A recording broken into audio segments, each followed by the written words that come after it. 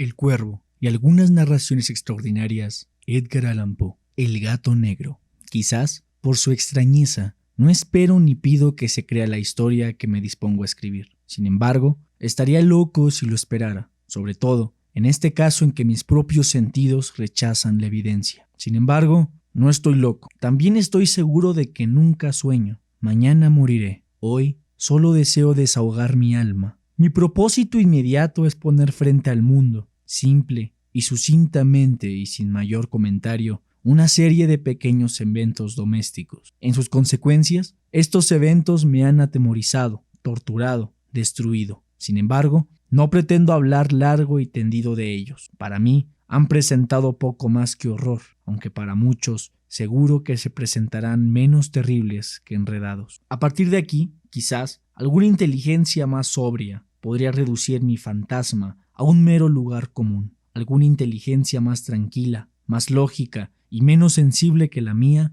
podría percibir, en las circunstancias que detallo con asombro, nada más que la ordinaria sucesión de causa y efecto naturales. Desde mi infancia siempre me destaqué por la docilidad y compasión de mi carácter. La ternura de mi corazón era tan conspicua que me volví la burla de mis compañeros. Estaba especialmente encariñado con los animales y mis padres me consintieron con gran variedad de mascotas. Con ellas pasaba la mayor parte de mi tiempo y jamás estaba tan feliz y contento como cuando las acariciaba y alimentaba. Esta peculiaridad de mi carácter creció mientras crecía y, en mi madurez, derivé de ella la principal fuente de mis placeres. Para aquello que han cultivado el afecto de un fiel y sagaz perro, difícilmente necesito tomarme la molestia de explicar la naturaleza o intensidad de la gratificación que inspira. Existe algo que, en el generoso y desinteresado amor de un animal que llega directo al corazón, de quien tiene la oportunidad frecuente de probar la irrisoria amistad y la delgada lealtad de los seres humanos. Me casé joven y me llenó de felicidad encontrar que en mi esposa existía la misma disposición hacia ellos. Al observar mi afición por las mascotas, ella no perdió oportunidad en procurarme algunas del tipo más agradable. Teníamos pájaros, peces dorados, un hermoso perro, conejos, un pequeño mono y un gato. Este último era un animal increíblemente grande y hermoso, enteramente negro y astuto a un grado insólito. Al referirse a su inteligencia, mi esposa, cuyo corazón estaba imbuido de superstición, hacía frecuentes alusiones a la antigua y popular noción que consideraban a todos los gatos negros como brujas disfrazadas. No es que alguna vez hablara en serio de ese punto. Mencionó el asunto sin otra razón de que apenas ahora, justamente, lo he recordado. Plutón, ese era el nombre del gato. Era mi mascota favorita y mi compañero de juegos. Solo yo lo alimentaba y él me seguía donde quisiera que fuera por la casa. Incluso me costaba trabajo prevenir que me siguiera por las calles. Nuestra amistad duró, en el mismo tenor, varios años, en los cuales mi temperamento y mi carácter habían experimentado, me sonrojo de confesarlo, a través del instrumento demoníaco de la intemperancia, un cambio radical para peor. Día tras día me volvía más irritable, más malhumorado, más sordo a los sentimientos ajenos. Me recriminaba a mí mismo el vocabulario corriente que usaba con mi esposa. Incluso llegué a la violencia. Mis mascotas, por supuesto, también sintieron el cambio en mi carácter. No solo fui negligente con ellas, también las maltrataba. A Plutón, sin embargo, todavía le guardaba suficiente estima para refrenarme en maltratarlo. Como no tuve escrúpulos en martirizar a los conejos, el mono e incluso el perro, cuando por accidente o afecto se cruzaban por mi camino. Pero mi enfermedad creció conmigo. ¿Qué enfermedad hay como el alcohol? E incluso Plutón empezaba a envejecer y a veces se mostraba molesto. Comenzó a experimentar los efectos de mi mal humor.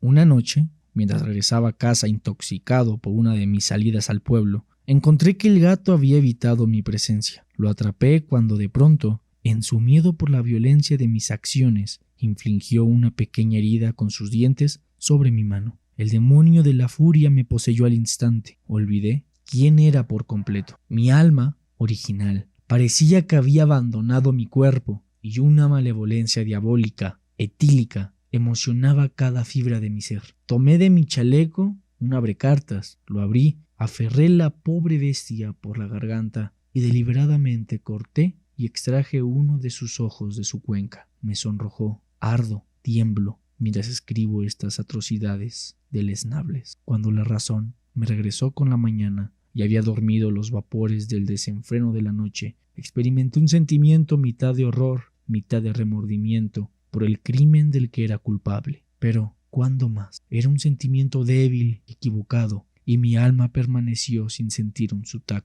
Volví a arrojarme los excesos y pronto ahogué en vino todo el recuerdo de mi villanía. Mientras tanto, el gato se había recuperado lentamente. La cuenca de su ojo perdido presentaba, y esto es verdad, una apariencia atemorizante, aunque él parecía que ya no experimentaba dolor. Seguía rondando la casa como de costumbre, pero, como era de esperarse, huía con extremo terror cuando me acercaba. Todavía me quedaban demasiada de mi viejo corazón como para no sentirme agraviado por el desagrado evidente de una criatura que me había amado tanto. Pero este sentimiento fue reemplazado rápidamente por la irritación. Luego vino, como para mi último e irrevocable derrocamiento, el espíritu de la perversidad. La filosofía no trata en lo absoluto sobre el espíritu. Sin embargo, estoy menos convencido de que mi alma existe, de que la perversidad es uno de los impulsos primitivos del corazón humano, una de las facultades o sentimientos primarios e indivisibles, o sentimiento que brinda dirección al carácter del ser humano. Quien no se ha encontrado cientos de veces cometiendo una acción vil o estúpida sin otra razón salvo que sabe que no debería hacerlo. ¿No tenemos una inclinación perpetua en los dientes de nuestro mejor juicio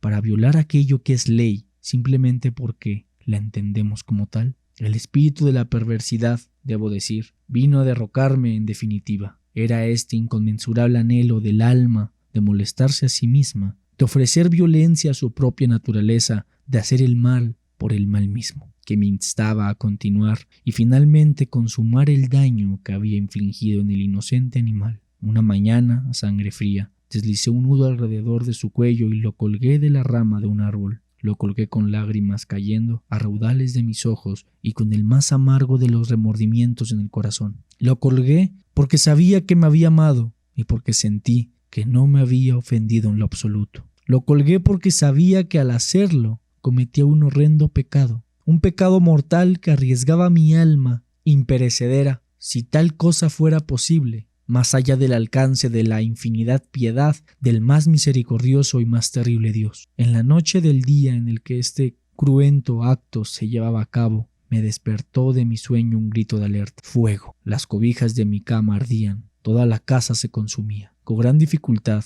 mi mujer, un sirviente y yo escapamos de la conflagración. La destrucción fue completa. Toda mi riqueza terrenal fue engullida por las llamas y yo me resigné desde entonces a la desesperación. Me considero por encima de tratar de establecer una relación de causa y efecto entre el desastre y la atrocidad, pero estoy detallando una cadena de hechos y no deseo dejar fuera la más mínima conexión. Al día siguiente del incendio, visité las ruinas. Todas las paredes, con la excepción de una, habían colapsado. La excepción la formaba un muro divisorio, no muy ancho, que se alzaba a mitad de la casa y contra el cual descansaba la cabecera de mi cama. El acabado había resistido en gran medida la acción del fuego, un hecho que atribuía a que el yeso había sido aplicado hacía poco. Alrededor de este muro se habían reunido una multitud de personas que examinaban una proporción particular con una exagerada y minúscula atención. Las palabras «qué extraño», «qué raro» y otras expresiones similares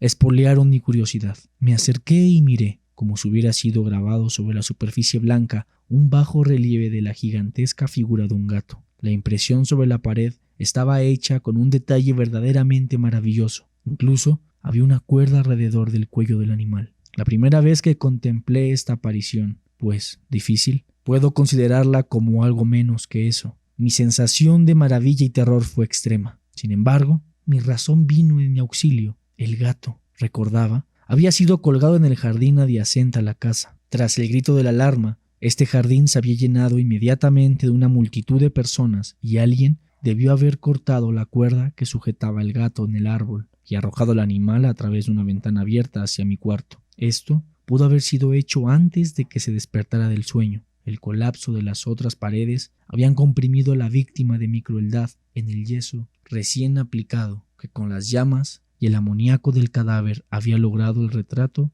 que miraba en él. Aunque mi razón había dado cuenta de todos los sorprendentes hechos relatados, pese que no acallaba mi conciencia, no logró conseguir que todo esto no marcara una fuerte impresión en mi imaginación. Durante meses no pude liberarme del fantasma del gato. Durante este periodo regresó a mi espíritu un sentimiento, recordado a medias, pero que no era remordimiento. Llegué a lamentar la pérdida del animal y busqué, entre los lugares sórdidos que habitualmente frecuentaba, otra mascota de la misma especie y de una apariencia similar para que pudiera ocupar su lugar. Mientras estaba sentado una noche, medio embrutecido, en un tujurio de pocas reputaciones, mi atención fue captada súbitamente por un objeto negro, reposante sobre la tapa de uno de los inmensos tóneles de ginebra o ron, que constituía el principal amueblado del lugar. Llevaba largo rato mirando encima de ese tónel, y lo que me causó sorpresa no fue haberlo visto, sino haberlo hecho antes. Me acerqué, lo toqué con mi mano.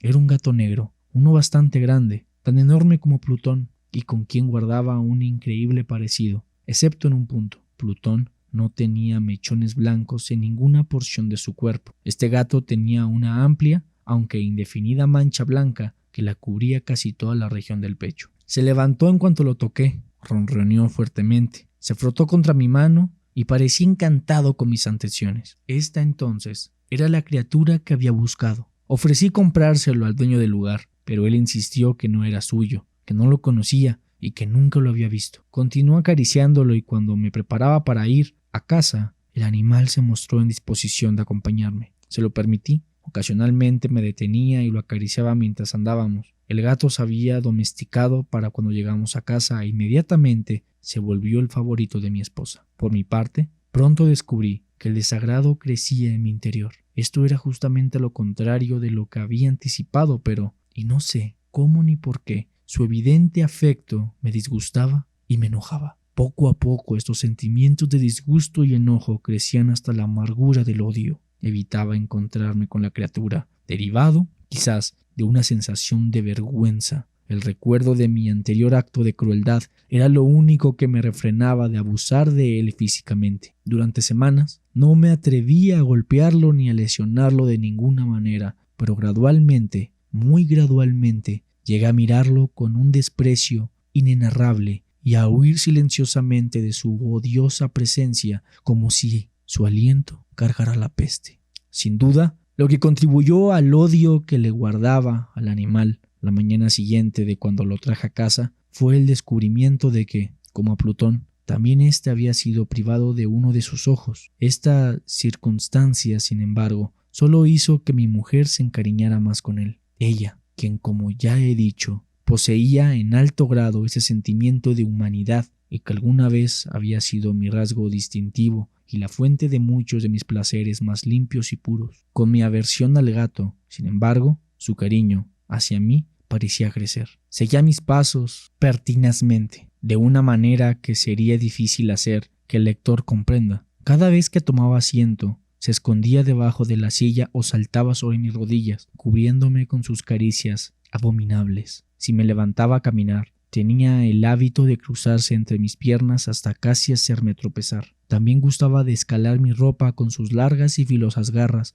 hasta llegar a mi pecho. En esas ocasiones, aunque deseara sobremanera destruirlo con un golpe, me refrenaba de hacerlo. En parte por el recuerdo de mi anterior crimen, pero principalmente, y quiero confesarlo de una buena vez, por el absoluto y puro terror que me inspiraba la bestia. Este terror no era el temor del daño físico. Sin embargo, no encuentro cómo explicarlo de otra manera. Casi me siento avergonzado de confesar. Sí, incluso en esta celda, me siento casi avergonzado de confesar que el terror y el horror que el animal me inspiraba aumentaba por una de las más simples quimeras que puedo concebirse. Mi mujer me había señalado más de una vez en las características de su mechón blanco, del que he hablado antes, que construía la única diferencia visible entre esta extraña bestia y la que había aniquilado. El lector recordará que esta marca, aunque grande, originalmente era bastante indefinida, pero poco a poco, de manera casi imperceptible, y que mi razón por largo tiempo rechazó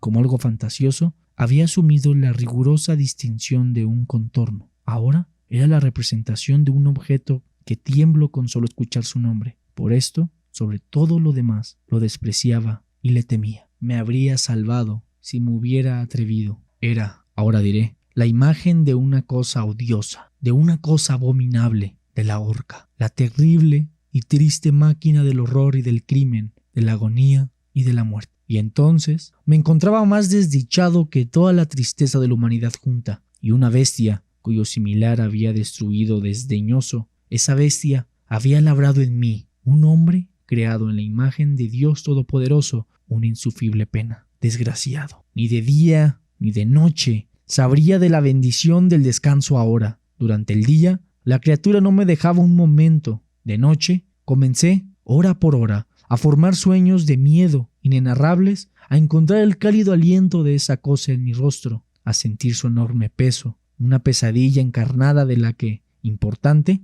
no lograba librarme, hundiendo eternamente mi corazón. Bajo la presión de tales tormentos, los débiles restos del bien que guardaba dentro sucumbieron. Los pensamientos malignos se volvieron mis únicos confidentes, los más oscuros y malignos de los pensamientos. Los vaivenes de mi humor acentuaron mi odio a todas las cosas y a la humanidad por eterno. Mis súbditos, frecuentes e ingobernables estallidos de ira, a los que me abandonaban ciegamente, encontraban en mi abnegada esposa a la más habitual y paciente de mis víctimas. Un día me acompañó para alguna tarea doméstica al sótano del viejo edificio donde nuestra pobreza nos había obligado a residir. El gato me siguió por las empinadas escaleras y cuando por poco me hace tropezar y caer de cabeza, mi exasperación llegó a la locura. Alcancé un hacha y en mi ira olvidé el terror infantil que hasta entonces había detenido mi mano. Apunté un golpe al animal que había probado ser instantáneamente fatal si hubiera descendido según mis deseos. Pero el golpe fue detenido por la mano de mi esposa. Su interferencia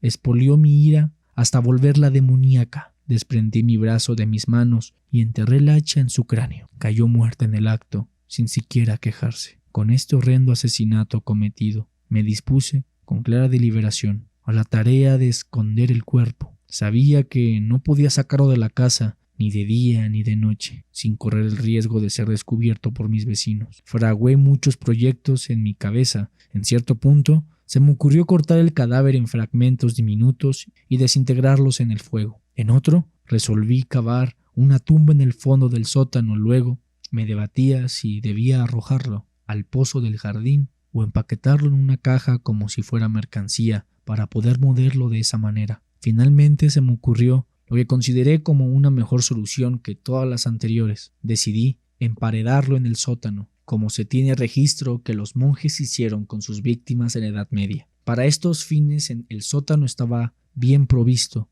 Los ladrillos de sus paredes estaban relativamente flojos y había sido enyesado recientemente, y además la humedad del ambiente había impedido que se endurecieran. Más aún, una chimenea falsa que había sido rellenada hace poco había sido trabajada para que se pareciera al resto de las paredes. No tenía duda de que podría extraer los ladrillos, insertar el cadáver y reparar la pared como antes, para que ningún ojo pudiera detectar algo sospechoso. Mis cálculos eran correctos. Con una palanca pude extraer con facilidad los ladrillos. Con sumo cuidado deposité el cuerpo contra el muro interno. Lo mantuve en esa posición mientras, con pequeño esfuerzo, pude poner los ladrillos y reparar la estructura como estaba originalmente. Conseguí argamasa y arena. Con todas las preocupaciones posibles, preparé un acabado que se confundiría con el viejo y lo coloqué con cuidado sobre los ladrillos. La pared no parecía haber sido perpetuada en lo más mínimo. Recogí con la mayor atención la basura del piso. Miré triunfante alrededor mío y me dije, aquí, al menos, mi labor no ha sido en vano.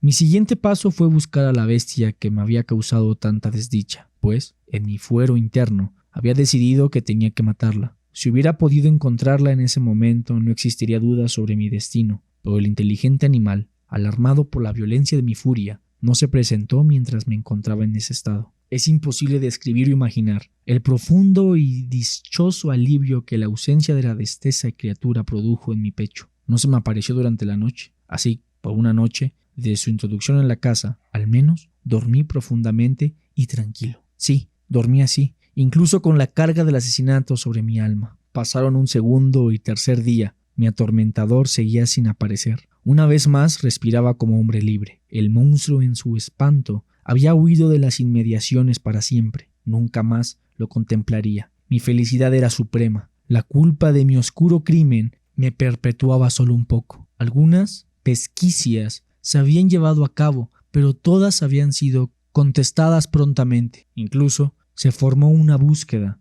aunque por supuesto nada fue encontrado. Entendí mi felicidad futura como algo seguro. En el cuarto día desde el asesinato, unos oficiales de policía llegaron de imprevisto a mi casa y procedieron, de nuevo, a registrarla rigurosamente las inmediaciones. Seguro como estaba de mi escondite, no sentí vergüenza ni miedo. Los oficiales me arrojaron que los acompañara mientras buscaban. No dejaron rincón o escondrijo sin revisar. Luego, por tercera o cuarta vez, descendieron al sótano. No me tembló ni un músculo. Mi corazón latía con la calma del inocente. Caminaba de lado a lado en el sótano. Crucé mis brazos sobre el pecho y continuaba mi andar. Los policías estaban satisfechos por completo y se preparaban para partir. La alegría de mi corazón era demasiada como para ser contenida. Ardía en deseo de decir al menos una palabra en señal de triunfo y convencerlos doblemente de mi inocencia. Caballeros, dije al fin, mientras ascendían por las escaleras, tengo el placer de haber acallado sus sospechas. Les deseo mucha salud